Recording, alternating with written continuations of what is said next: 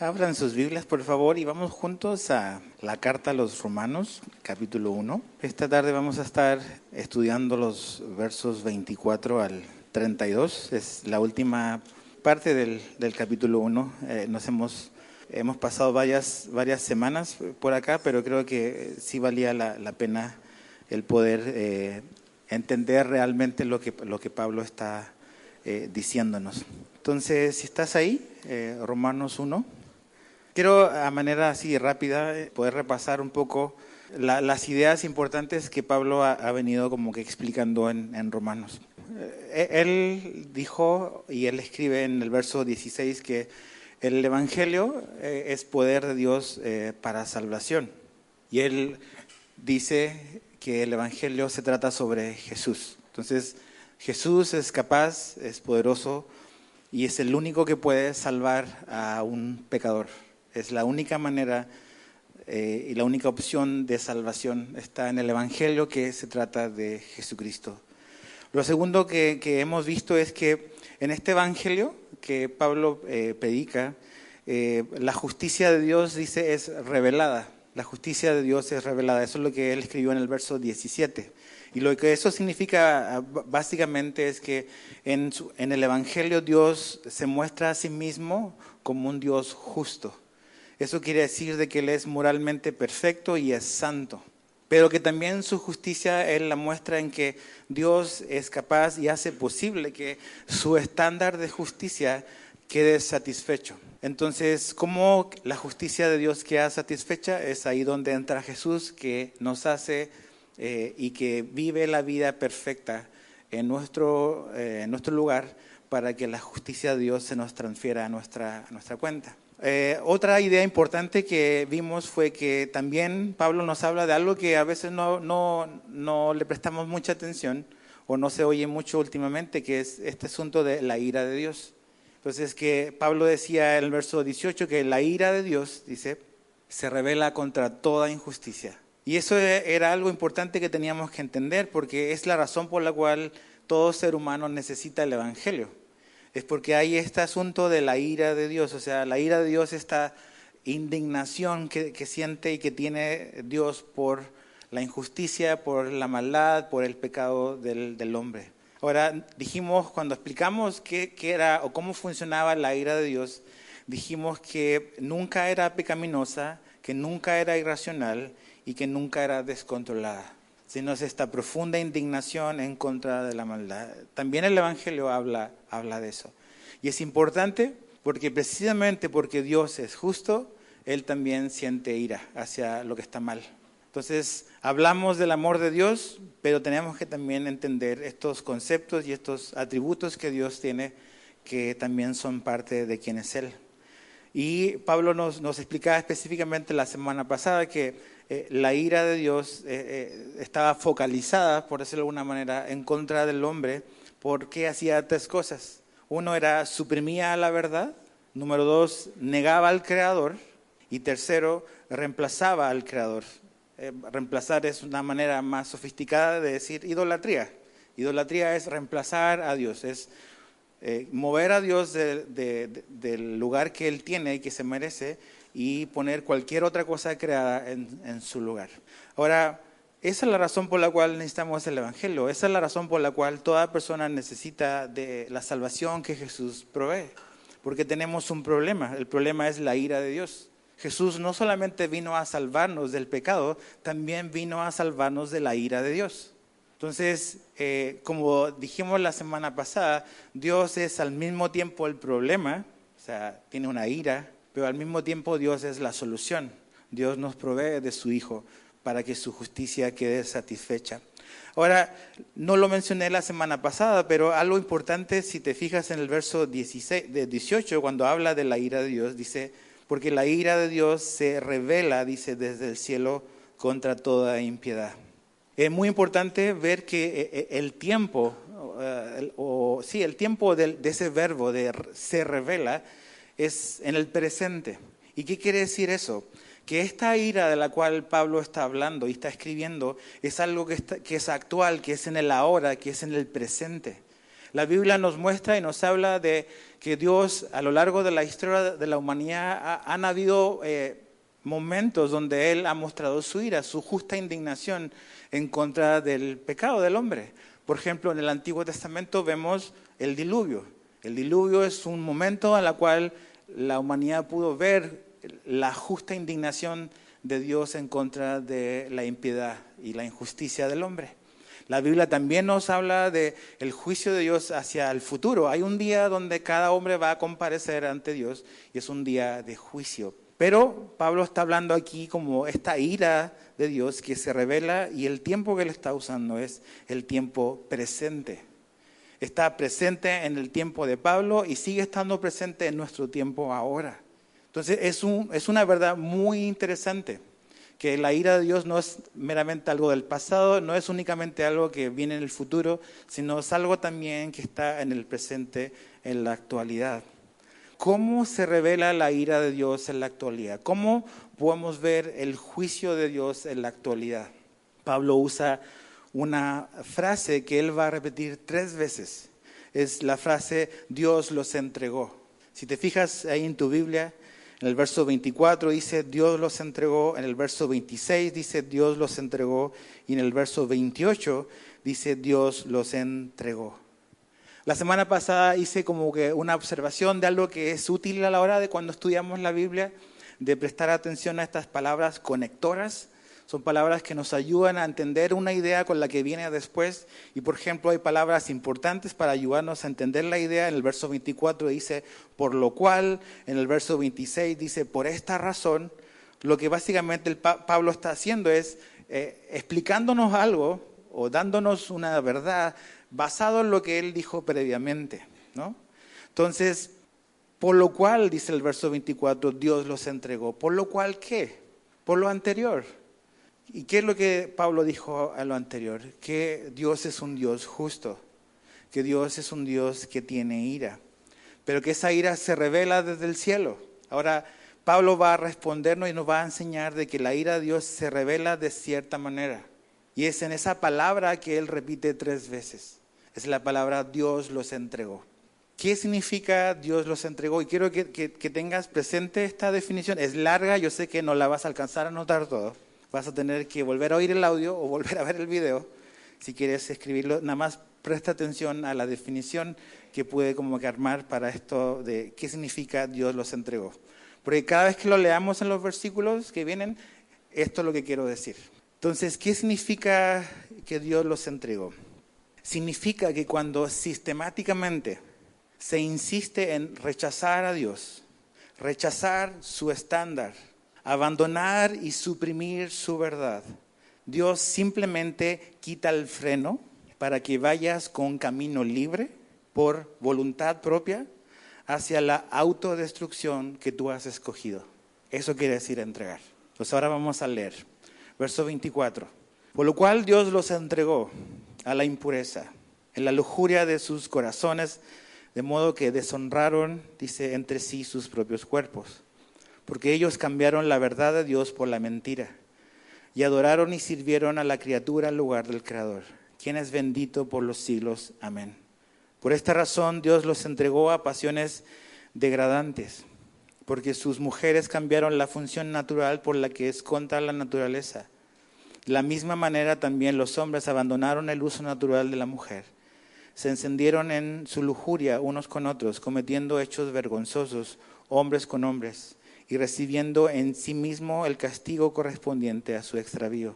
Y así como ellos no tuvieron a bien reconocer a Dios, Dios los entregó a una mente depravada, para que hicieran las cosas que no convienen. Están llenos de toda injusticia, maldad, avaricia y malicia, llenos de envidia, homicidios, pleitos, engaños y malignidad. Son chismosos, detractores, aborrecedores de Dios, insolentes, soberbios, jactanciosos, inventores de lo malo, desobedientes a los padres, sin entendimiento, indignos de confianza, sin amor, despiadados. Ellos, aunque conocen el decreto de Dios, que los que practican tales cosas son dignos de muerte, no solo las hacen, sino que también dan su aprobación a los que las practican. Entonces, Padre, abre nuestros ojos para ver tu palabra y ver y entender estas cosas, Señor. Enséñanos conforme a tu verdad. Te lo pedimos en el nombre de Jesús. Amén. Pablo, pudiésemos decir, divide este párrafo en tres secciones, en tres ideas que giran alrededor de esta frase que Dios los entregó. Y si te fijas y observas ahí en tu Biblia del 24 al 25, está la primera entrega, o sea, el primer freno que Dios quita de una cultura o de una sociedad que decide abandonar y rechazar a Dios. Y dice Pablo que Dios básicamente los entregó a la impureza. ¿De qué está hablando Pablo aquí? ¿De qué impureza está hablando? Está hablando obviamente de un pecado de carácter sexual. Es inmoralidad sexual, pero está hablando en el contexto de, porque después va a ir un poco más allá. Pablo está hablando del pecado sexual en el contexto de pecado heterosexual. Y es muy importante entender esto, porque generalmente, como algunos cristianos, tienen la tendencia a pensar únicamente en Romanos 1 con un público objetivo en mente. ¿Y tú sabes cuál es? Generalmente se usa esta porción para atacar a un grupo de personas nada más. Pero antes que Pablo llegue a hablar de eso, que hay que hablarlo, Pablo aborda que Dios entregó a la impureza. Hay un tipo de pecado sexual que es heterosexual, que es entre un hombre y una mujer. Es inmoralidad sexual y Dios está poniendo el dedo sobre eso, la lupa, el foco sobre ese pecado en particular. Entonces, inmoralidad heterosexual es adulterio. ¿Qué es adulterio? Básicamente es pecado sexual estando casado. Es cuando te involucras sexualmente con una mujer que no es tu esposa o con un hombre que no es tu esposo. Eso es pecado, ha estado mal y siempre estará mal. Otra variante o otra aplicación sería fornicación, que es pecado sexual estando soltero. Es teniendo relaciones no estando casado. Ahora, la Biblia nos muestra, y claramente el diseño de Dios, es que Dios creó el sexo como algo bueno. Y Satanás siempre pervierte y tergiversa todo lo bueno que Dios ha creado. Y esta es una de las cosas donde Él ha metido mano. Entonces Dios creó el sexo como un regalo para el hombre, para disfrutarse solo, y eso subrayado, solo, dentro de los límites del matrimonio. Ese es el diseño de Dios. Y eso es lo que tiene la bendición de Dios. Cualquier cosa que esté fuera de eso no tiene la bendición de Dios. Entonces Pablo está hablando y apuntando algo que una manera en la cual el mundo o una cultura o una sociedad va a ver el juicio de Dios es en un aumento y en un crecimiento, en una especie de revolución sexual y moral. Esa es la manera en que Dios quita el freno. Cuando un mundo y una sociedad decide vivir a espaldas de Dios y vivir como si Dios no existiese. Hay un incremento, un aumento en la inmoralidad heterosexual. Entonces la Biblia claramente nos muestra que esto es pecado y que nunca ha estado bien y nunca lo estará. Colosenses, Pablo escribe a los Colosenses capítulo 3, versos 5 al 6. Por tanto, consideren los miembros de su cuerpo terrenal como muertos a la fornicación. Eso quiere decir que lo que yo hago con mi cuerpo le importa y le interesa a Dios. Esta idea de no importa, mi corazón es lo importante y no mi cuerpo, eso es gnosticismo. Es pensar que lo que importa está dentro y lo que hacemos con nuestro cuerpo es irrelevante. Lo que hacemos con nuestro cuerpo, créeme, la Biblia lo dice, le importa a Dios. Y prueba de eso son estos textos. Entonces dice, consideren los miembros de su cuerpo terrenal como muertos a la fornicación, la impureza, las pasiones, los malos deseos y la avaricia, que es idolatría.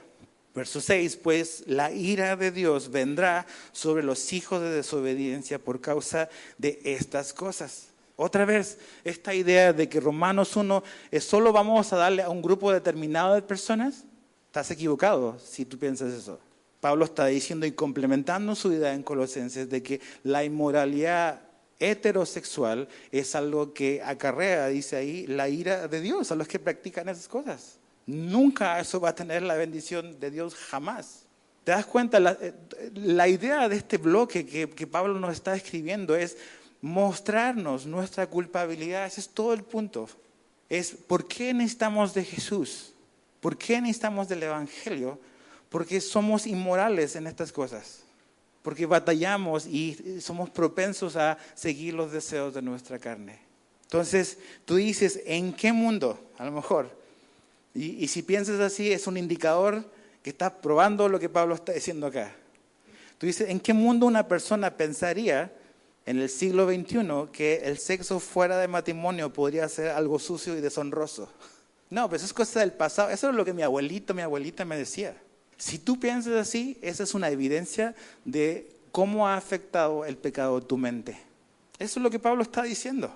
El único mundo, la única realidad donde la inmoralidad sexual es algo normal, es una cultura, como dice el verso 25, que ha intercambiado la verdad por la mentira. Esa es la razón.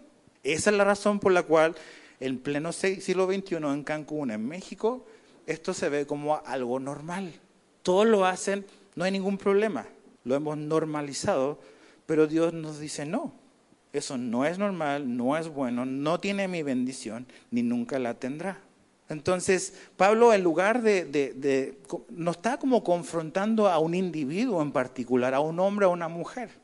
Está hablando y está haciendo una especie como que una descripción cultural del mundo en el que él vivía, el mundo que vivían los cristianos en el primer siglo, que no es muy diferente a lo que vemos hoy. Esta es una perfecta descripción de Cancún en el año 2024. Muy bien calza con nuestra realidad. Entonces, cuando cambiamos la verdad por la mentira, quitamos el freno de una cultura y de una nación y de una sociedad.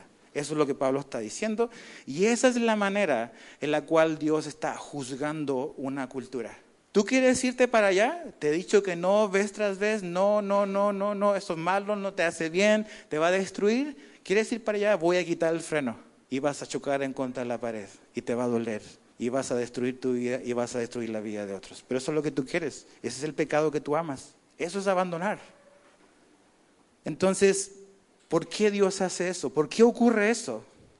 Porque hemos intercambiado la verdad de Dios por la mentira. Ahora, es muy interesante que Pablo habla de el verso 25, que ellos cambiaron la verdad de Dios por la mentira. Está hablando en términos en singular, es la mentira. Hay una mentira. ¿Cuál es esa mentira de la cual está hablando Pablo?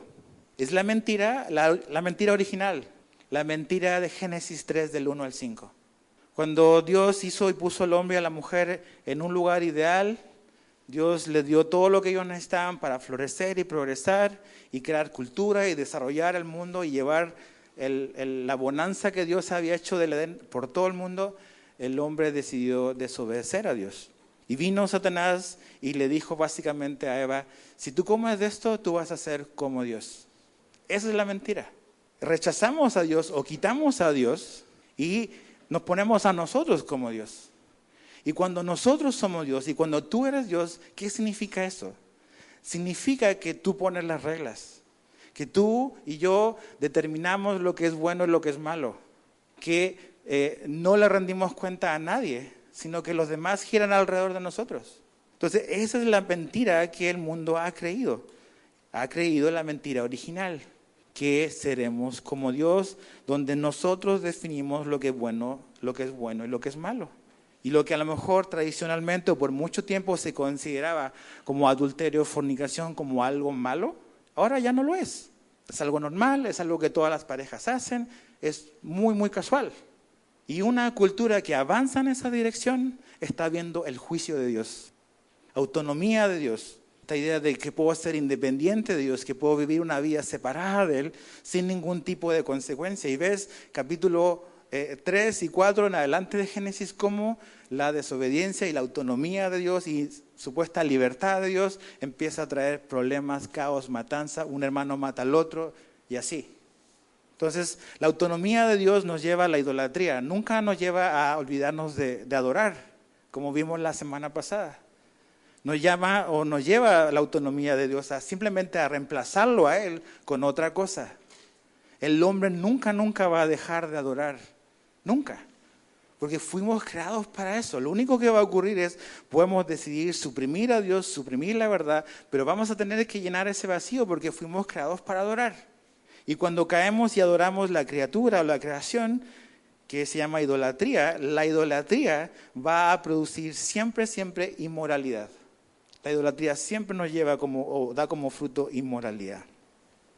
Si te fijas, Pablo dice que Dios los entregó, el verso 24, la impureza, pero da una razón. La razón está en el verso 25. La razón de nuestras malas conductas, la razón de la mala conducta de las personas es porque han abandonado a Dios.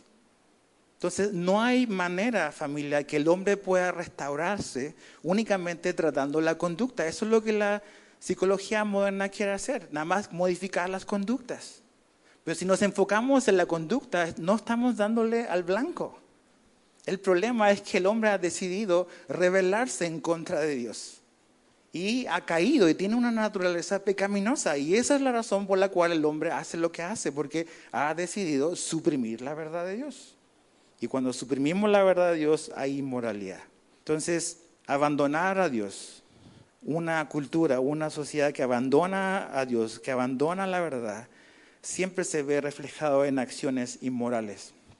En la década de los 60 ocurrió algo que se conoce como la revolución sexual, amor libre. Pero es muy interesante que toda esta revolución sexual de los 60 cambió el panorama de la sociedad en todas partes.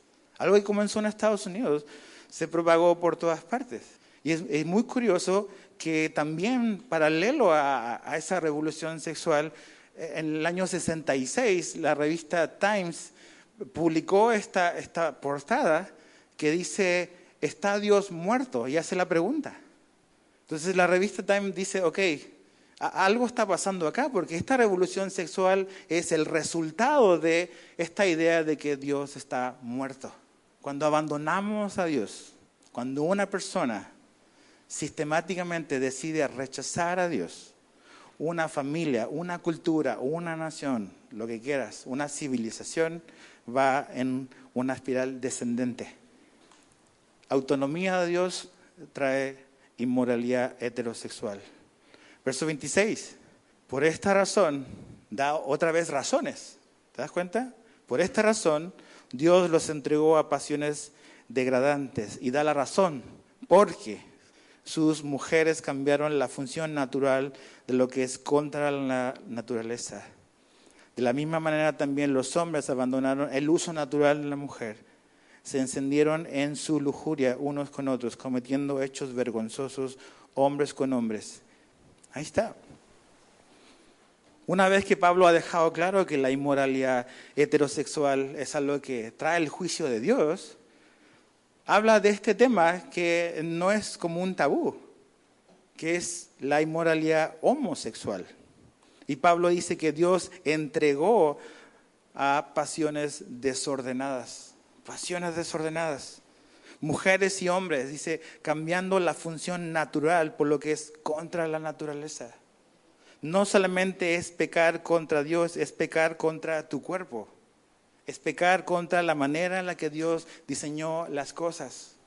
En cómo Dios diseñó que su mundo, que su creación funcionara.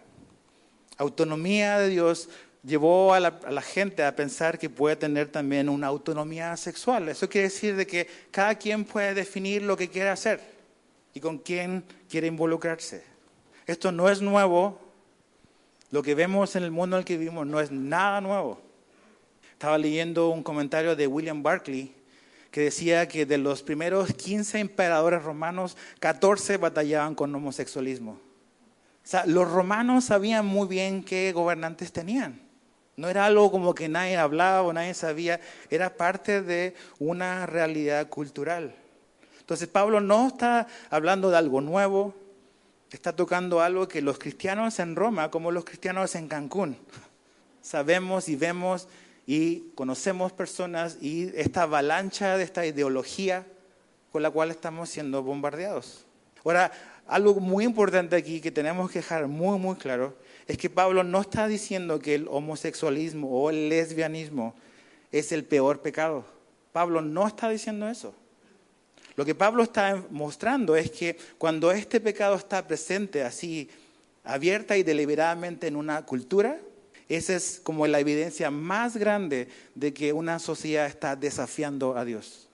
Cuando a lo que es antinatural se le llama natural, esa es la expresión más alta de desafiar a Dios. No está diciendo que hay unos pecados que son más graves que otros.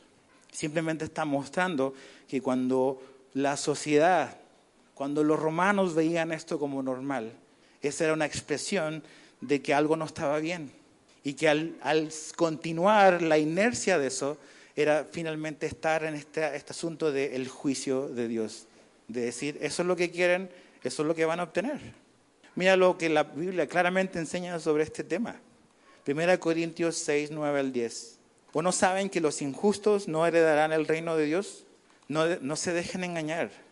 Ni los inmorales, ni los idólatras, ni los adúlteros. Ahí puedes hacer una pausa.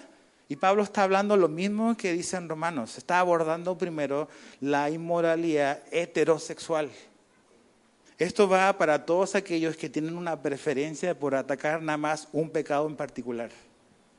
Entonces, ni inmorales, ni idólatras, ni adúlteros, ni los afeminados, ni los homosexuales. Pero la lista no termina ahí tampoco. Ni los ladrones, ni los avaros, ni los borrachos, ni los difamadores, ni los estafadores heredarán el reino de Dios. ¿Te das cuenta? Tenemos un problema con Dios. Todo el mundo lo tiene. Por eso necesitamos ser rescatados de Dios. Dios es el problema y es la solución. Por eso necesitamos de Cristo, por eso necesitamos del Evangelio. Porque cada uno de nosotros está batallando o ha batallado o sigue batallando con algo en particular. Ahora, esta idea de toda esta agenda que se está impulsando tan grandemente y que no va a parar y que va a ir cada vez más allá, tenemos que como cristianos tener claro cuál es nuestra postura. Porque yo he visto que en realidad esta es la batalla donde las iglesias van a permanecer o van a caer. Este asunto de la revolución sexual y la identidad de género y todas estas cosas, el aborto, cosas así. Sobre este tema Jesús claramente definió cuál era su postura y cuál era su enseñanza. Es la enseñanza que Dios dio en Génesis 1 y 2, sobre cómo ve Dios el matrimonio y la unión de dos personas. Jesús dice en Mateo 19, 4 al 6, cuando le vinieron a preguntar sobre si era válido divorciarse, Jesús los llevó al inicio y usó la Biblia para responderles básicamente. Dice, Jesús le respondió, ¿no han leído que aquel que los creó desde el principio los hizo varón y hembra? Ahí está el diseño de Dios. Y dijo, por esta razón el hombre dejará a su padre y a su madre y se unirá a su mujer y los dos serán una sola carne. Así que ya no son dos sino una sola carne. Por tanto, lo que Dios ha unido, ningún hombre lo separe. ¿Cuál es la postura de Dios sobre el matrimonio? Es un matrimonio heterosexual, hombre y mujer. Una unión para toda la vida. No es nada nuevo. Jesús no vino a ablandar, a hacer algo así como que ambiguo. No. Fue muy claro en cuál era su posición. El que es considerado el amigo de pecadores. Ahora, la pregunta es, ¿cómo hemos llegado hasta acá? Y no, yo sé que llegaste en tu auto, pero ¿cómo hemos llegado hasta este punto en la historia? Ha sido un avance sostenido y constante en los valores del mundo en el que vivimos. Alistair Begg, un pastor y autor, lo resume en tres palabras que han ocurrido. Él comenta que en la década, a fines de los 60, comienzos de los 70, unos psiquiatras que estaban a favor de impulsar esta agenda en la cultura americana, básicamente diseñaron una estrategia que consistía en estos tres pasos. Lo primero era simpatizar, como generar una simpatía en la cultura para la gente que tenía, entre comillas, este problema de homosexualismo o lesbianismo. Entonces, primero fue hacer toda una campaña para poder que la gente simpatizara con este problema que tenían algunas personas. El segundo paso fue de simpatizar a normalizar. Y hablaban de que eso se iba a obtener y se iba a hacer por lo que siempre se ha obtenido, por medios, por artistas, por libros, por películas, y cómo esto que era como que algo extraño o anormal, ahora es totalmente normal. Y es cosa de ver cómo incluso hasta en las películas para niños es algo completamente normal, se quiere impulsar esta idea. Y el tercer paso que él hablaba era demonizar. Demonizar es que a cualquier persona que se resista a esta va a ser catalogado como una persona vil y cruel y malvada y perversa. Y estamos ahora en ese punto. Si tú en cualquier lugar donde estás te atreves a insinuar algo, tú vas a ser etiquetado, vas a ser cancelado, vas a ser suprimido. Las redes sociales te van a comer. ¿Por qué? Porque ya estamos en ese punto. Entonces la gente te va a decir, no eres tolerante. Y hasta esa palabra le han cambiado el significado. Tolerar ahora no es lo que significaba tolerar hace unas décadas atrás. Ahora tolerar significa afirmar y celebrar. Eso significa tolerar ahora, afirmar y celebrar. Entonces, si tú no estás afirmando a alguien cómo esa persona se percibe a sí mismo y no estás celebrando eso, tú eres una persona que estás discriminando, básicamente. Entonces, como cristianos tenemos que tener muy claro cuál es la posición que Dios nos marca. Quiero leerte algo que escribió un estudioso sobre este tema. Es un teólogo, es un pastor también. Se llama Carl Trueman. Puedes leer un libro de él que se llama A Strange New World, como que Extraño Nuevo Mundo. Está en inglés todavía no está en español. Pero él escribe algo muy importante ahí. Dice, él habla sobre este concepto que ha surgido, que se llama individualismo expresivo. Y es esta idea de que básicamente la autenticidad del yo moderno se logra actuando exteriormente de acuerdo a los sentimientos internos. Lo que él está diciendo básicamente es que durante mucho, mucho tiempo, o de hecho toda la vida, hemos tenido sentimientos, tenemos todos sentimientos y emociones. Pero lo que ha ocurrido en estos últimos 200, 300 años es que hemos hecho de nuestros sentimientos la máxima autoridad. Y hemos tirado por la borda la ciencia, la biología y todas esas cosas. Ahora, cómo tú sientes o cómo tú te percibes es lo que determina la verdad. Ya no es las cosas reales, no es lo que ves, no es nada científico. Entonces, él dice, tú eres tus sentimientos para ser realmente tú. Necesitas expresar esos sentimientos exteriormente para que otras personas las afirmen. Y cuando esto dice se sexualiza, se abre la puerta a toda esta revolución sexual que estamos viendo. Entonces tú eres esto, tú te percibes de cierta manera, entonces ahora tú como que los empiezas a expresar y quieres que todos los demás los celebren, los festejen y te validen, porque necesitas ser afirmado en cómo tú te sientes, en cómo tú te percibes. ¿Y por qué ocurre eso? Porque hemos elevado nuestras emociones y sentimientos por sobre la verdad. Piensa realmente, pensemos en el mundo en el que vivimos. Yo siento esto, esta idea, somos tan frágiles. Cualquier cosa nos ofende. Esta idea de una generación de cristal marca todo el punto. Hay un terror a que alguien te diga no.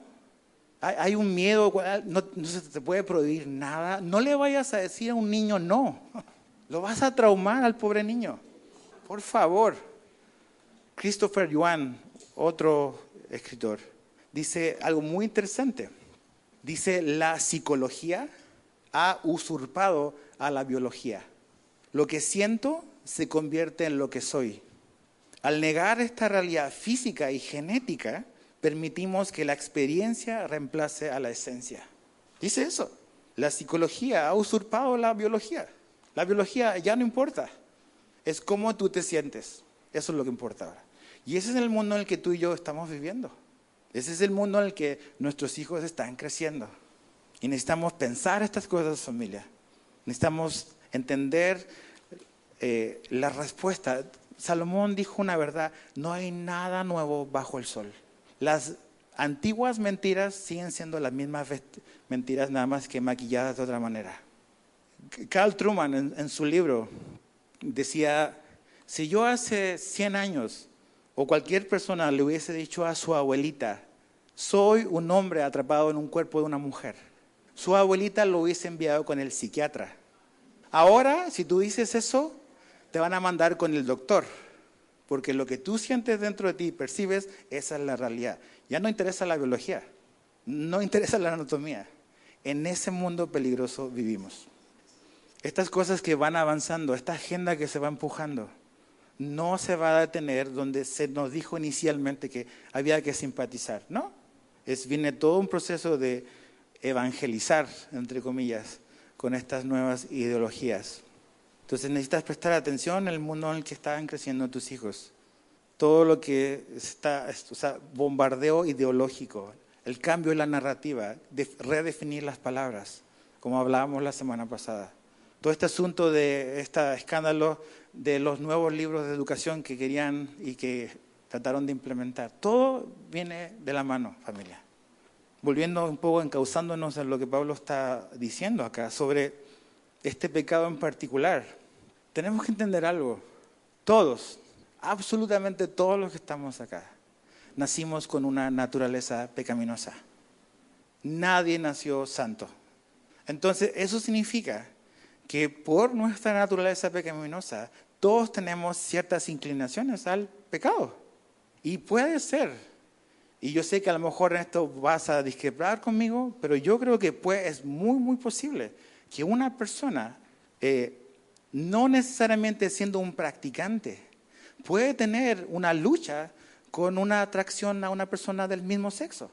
Eso es una lucha porque es una inclinación hacia algo pecaminoso que está caído dentro de nosotros o dentro de alguien.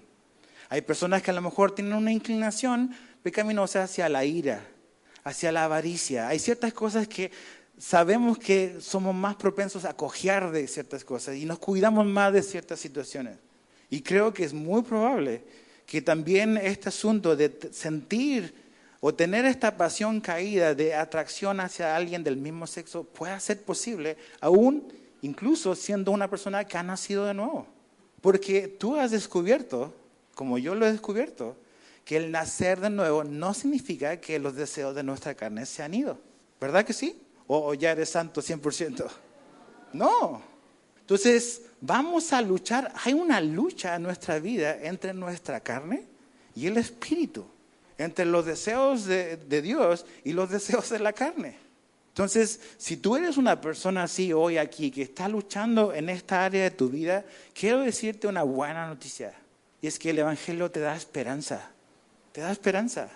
No hay ningún pecado, no hay ninguna adicción, no hay ninguna cosa en nuestra vida sobre la cual el Espíritu Santo no tenga la capacidad de darte la victoria sobre eso. Eso no quiere decir, y no creas por un segundo que te estoy diciendo que si tú vienes a Jesús, nunca más vas a luchar con ese deseo pecaminoso. No es lo que estoy diciendo. Precisamente quiero darte esperanza, porque generalmente si vienes a Cristo y sigues batallando con ese deseo, o vas a pensar que no naciste de nuevo y que no eres cristiano, porque sigues batallando con eso. Eso no significa nada. De hecho, si te fijas al final lo vamos a leer. Pablo está diciendo que a los que practican tales cosas, hay una diferencia entre luchar con un deseo caído y pecaminoso a embarcarte descaradamente y practicarlo. Y eso es lo que Pablo está condenando. No son nuestras luchas contra nuestra carne y nuestro pecado. Esos todos los tenemos. Piensa algo que Jesús dijo. El pecado imperdonable no es el homosexualismo. El pecado imperdonable es pecar contra el Espíritu Santo. ¿Y qué es pecar contra el Espíritu Santo? Es resistirte, es rechazar la convicción que el Espíritu Santo viene a darle a una persona de que necesita a Jesús. Ese es el pecado imperdonable. Entonces, una persona que está batallando con estas cosas, a veces la estrategia, en lugar de apuntar y enfocar todo hacia ese pecado en particular, tú puedes abordar otro pecado en su vida. O sea, finalmente estamos descalificados por todas partes. Cuando Cristo entra a la vida de una persona, eso abre la puerta para que la vida de esa persona comience a cambiar completamente. Hay esperanza en el Evangelio. Ahora, el verso 28 al 32, no vamos a hacer una explicación detallada de esto, pero es como una idea de lo que Pablo está diciendo. Porque, para el fariseo aquí dentro de nosotros, que está apuntando a estos inmorales que hacen estas cosas terribles, bueno, esto va para nosotros. Dice, así como ellos, verso 28, y así como ellos no tuvieron bien reconocer a Dios, Dios los entregó una mente depravada para que hicieran las cosas que no convienen. Están llenos de toda injusticia, maldad, avaricia, malicia, llenos de envidia, homicidios, pleitos, ¿eh? ¿Cómo eres conocido en tu trabajo? ¿Como el que causa problemas? Mente depravada. Engaños y malignidad, chismosos, No, no, no, esos de la comunidad acá del arco iris son tremendos. Chismosos, mente depravada. ¿Qué otra cosa me llama la atención? Insolentes, soberbios, jactanciosos, inventores de lo malo. ¡Ey! Desobedientes de los padres, mente depravada. Entonces, ahí está, 21 cosas. 21 cosas abominables que hacemos, que somos. Y es también la manera en la que Dios quita el freno. ¿Ah, sí? ¿Quieres seguir siendo avaro? ¿Quieres solo pensar en dinero y pensar en tu trabajo? Voy a soltar el freno, a ver cómo te va cuando chocas contra la pared. Es eso. Soltar el freno es cuando Dios dice, ya alcanza lo que amas de verdad. Y vas a ver que no va a ser bueno. Ahora, mente, dice ahí, depravada o mente reprobada, como otras versiones lo manejan. ¿Qué significa eso? Significa que toda nuestra mente, no es que no tenemos la capacidad intelectual de razonar, no es lo que está diciendo Pablo. Lo que quiere decir mente depravada o reprobada, quiere decir de que el pecado ha afectado cada área de nuestra vida, incluso nuestra manera de razonar y de percibir la realidad. Todo lo que somos está afectado por el pecado. No significa que el hombre no tiene la capacidad intelectual de hacer grandes descubrimientos e inventos. Gente no cristiana ha hecho buenas cosas para el mundo y la sociedad. Lo que Pablo está diciendo es que la mente depravada tiene este factor moral. Tiene este asunto de que no logramos ver la realidad moral como realmente es y como Dios nos dice que es. Eso significa. Ahora, una mente reprobada se manifiesta en todas estas cosas. Una lista larga de cosas que, ya nos vemos ahí, estamos descalificados. Y ese es todo el punto, familia, de lo que Pablo está haciendo. Nos está mostrando de que todo el mundo está bajo el juicio de Dios. El que es inmoral heterosexualmente, el que es inmoral homosexualmente, y el hombre que solo está pensando en dinero, la mujer que simplemente está pensando en chismear, todo eso está bajo el juicio de Dios. Todo eso. Entonces estamos en un gran problema. Por eso tú y yo necesitamos del Evangelio, necesitamos de Jesús. Ahora, creo que algo que como que he enfatizado en los últimos 2 domingos es este asunto de que la Biblia claramente nos dice que el hombre por naturaleza no es bueno. No es que el hombre se hace malo a medida que va avanzando en su vida. La Biblia nos dice que cada ser humano que nace en este planeta es un pecador. Rousseau decía, no, el hombre en el fondo es bueno, se transforma en malo. Y así estamos como estamos ahora. Entonces vamos a cambiar las circunstancias, vamos a enfocarnos nada más en la conducta, modificar la conducta cambiando las cosas sociales. Pero si no tratamos el corazón del hombre, ninguna sociedad va a cambiar, ninguna. Entonces, estamos aquí y el mundo está como está, gracias a estos, entre comillas, grandes pensadores. Pero la Biblia nos muestra cuál es la realidad. Y es cuando abandonamos a Dios, cuando suprimimos su verdad. Terminamos en una cultura de anarquía inmoral, como todas estas cosas. O sea, tú ves la descripción del verso 24 al 31, es ver las noticias, es escuchar una canción de hoy. Eso es.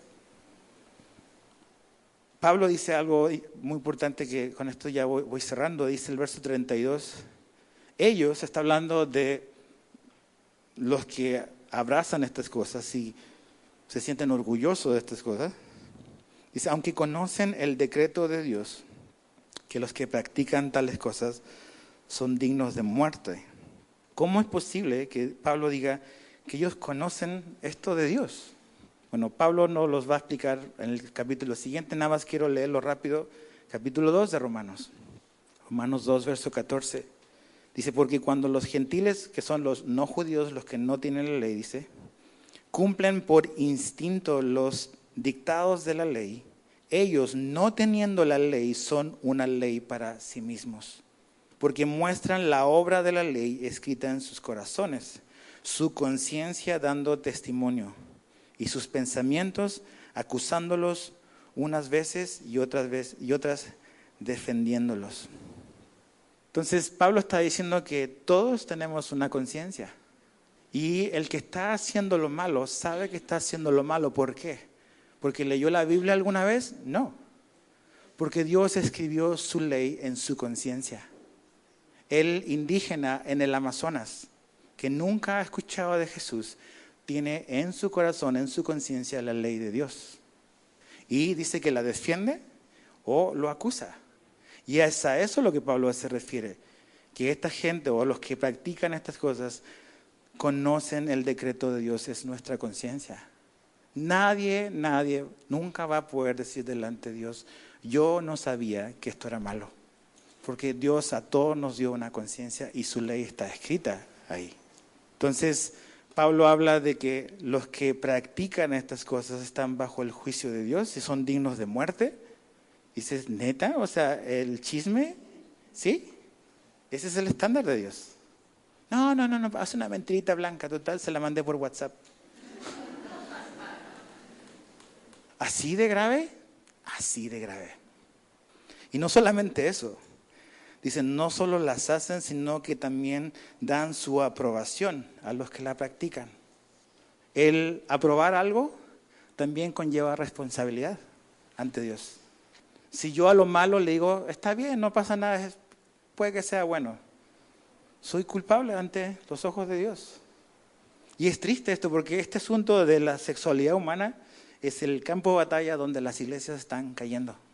¿Aquí vamos a permanecer o nos vamos para la casa y cerramos esto? Porque esto es lo que está pasando ahora. Muchas iglesias, a lo mejor aquí una persona me enviaba, Víctor, un video la semana pasada de una iglesia en México que ha cambiado completamente la versión de su evangelio y se ha adaptado a esta realidad. Pero es triste que en Estados Unidos denominaciones grandes, quizás la segunda denominación más grande o tercera, la Iglesia Metodista de Estados Unidos. Esta semana que pasó fue una semana súper triste para los cristianos evangélicos en Estados Unidos, porque básicamente quitaron una serie de restricciones o estatutos que habían en sus leyes internas para liberar realmente cualquier intento de fomentar estas cosas de la agenda gay. Una iglesia cristiana, histórica. ¿Qué diría Juan Wesley de su denominación? Pero no es la única. La iglesia de Inglaterra, que la iglesia anglicana, lo mismo. Entonces, aquí es donde la verdad va a mostrarse. Las iglesias que permanecen fieles a la verdad, o no, o van a acomodarse con el mundo, con la filosofía del mundo. Ahora, para terminar, es cómo respondemos como cristianos. Porque algo que es muy importante que tenemos que entender es que Dios nos pide claramente que debemos de amar a nuestro prójimo. E incluso si es nuestro enemigo, o si los del otro lado nos critican porque somos aquí, somos acá, debemos de amar a nuestro enemigo. Entonces no tenemos escapatoria, tenemos que amar a nuestro prójimo. ¿Y por qué tenemos que amar a nuestro prójimo? Porque no importa el pecado que una persona esté, sigue estando creado a la imagen y semejanza de Dios. Sí, nuestro pecado ha manchoteado, ha distorsionado la imagen de Dios, pero sigue estando presente. Entonces, como cristianos no podemos odiar a nadie, sino debemos de amar. Ahora, esa palabra amar necesita ser definida también. Amar no es afirmar a alguien en lo que cree sobre sí mismo para que se sienta feliz. El amor bíblico tiene una fuerte carga moral. O sea, el amor dice, esto está bien, esto está mal, no es todo válido, no todo es bueno. Entonces, sí debemos de amar a alguien que está a lo mejor luchando o está en ese camino, pero debemos de recordar de que debemos de hablar la verdad. Es gracia y verdad. En esta iglesia todos son bienvenidos, realmente. Jesús era conocido como el amigo de pecadores. Ahora, eso no quiere decir que Jesús celebró el pecado de los pecadores. No podemos celebrar, no podemos como que festejar el pecado. Pero Jesús era amigo de pecadores, esa era la fama que él tenía. Entonces, si tú estás aquí, a lo mejor estás de un lado, pueden haber dos extremos aquí. No, el pastor está cediendo y que hay que amar a esa gente. Hey, lee otra vez del 28 al 32, tú estás en esa lista. Ahora, si tú estás del otro lado de, no pasa nada, es amor libre, no importa. No, tampoco es así. Como cristianos debemos de mantenernos y nos debe de interesar la verdad. Nos debe interesar agradar y honrar a nuestro Dios. El hombre y la mujer fueron creados de tal manera para armonizar, hasta físicamente. Dios creó al hombre y a una mujer de cierta manera para armonizar. Y en el diseño se ve claramente. Entonces, cuando manchoteamos el concepto de matrimonio y lo empezamos a intercambiar por nuestras opciones, ¿sabes lo que estamos haciendo? Estamos manchoteando el Evangelio, porque el matrimonio es una ventana del Evangelio.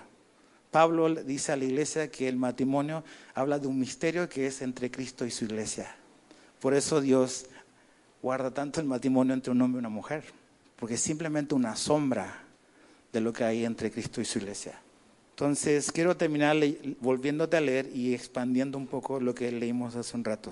1 Corintios 6, 9 al 11, dice, ¿o no saben que los injustos no heredarán el reino de Dios? No se dejen engañar, ni los inmorales, ni los idólatras, ni los adúlteros, ni los afeminados, ni los homosexuales, ni los ladrones, ni los avaros, ni los borrachos, ni los difamadores, ni los estafadores heredarán el reino de Dios. Y fíjate el verso 11. Y esto eran algunos de ustedes.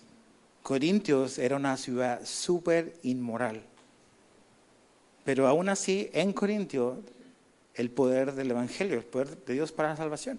Y esto eran algunos de ustedes, pero fueron lavados, pero fueron santificados, pero fueron justificados en el nombre del Señor Jesucristo y en el Espíritu de nuestro Dios. Esa es la esperanza, que el Evangelio es poder de Dios para salvación en cualquier cultura, en cualquier realidad moral o inmoral, es el poder de Dios para salvar. Entonces, si estás batallando con cualquiera de estas cosas, no con uno en particular, necesitas el Evangelio. Y si ya has nacido de nuevo y sigues batallando con algo, necesitas el Evangelio, necesitas a Jesús, necesitas a tus hermanos en la fe. Ningún pecado se vence a larga duración aislado de la iglesia. Necesitas hermanos en la fe. Discretos, sí. Prudentes, sabios, sí.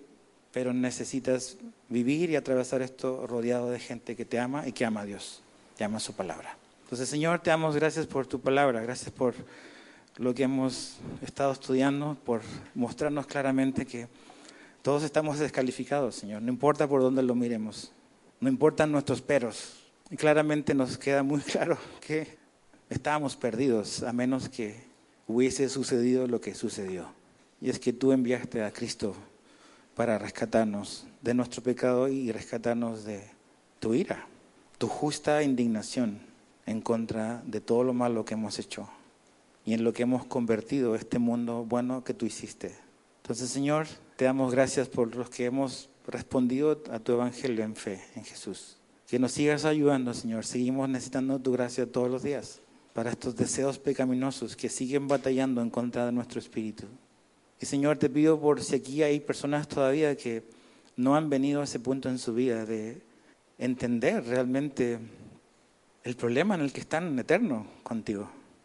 Claramente la Biblia nos dice que estamos separados de Dios. Entonces, que ahí en lo privado del corazón, Señor, son donde solamente tú alcanzas a llegar. Puedas mostrar, Señor, tu verdad. No solamente mostrándonos quiénes somos sin ti, sino que también mostrándonos la esperanza que hay en ti de una nueva vida. Y la esperanza que hay en ti y en tu espíritu para poder no dejarnos controlar por esas pasiones caídas, que son muy reales. Entonces, Señor, continúa hablándonos esta semana a través de esto y ayúdanos, Señor, a hacer robusta nuestra opinión sobre estos temas para tener claro por dónde navegamos y a poder compartir la verdad con aquellos que la quieran recibir. Entonces te damos gracias, Padre, y oramos estas cosas en el nombre de Jesús. Amén.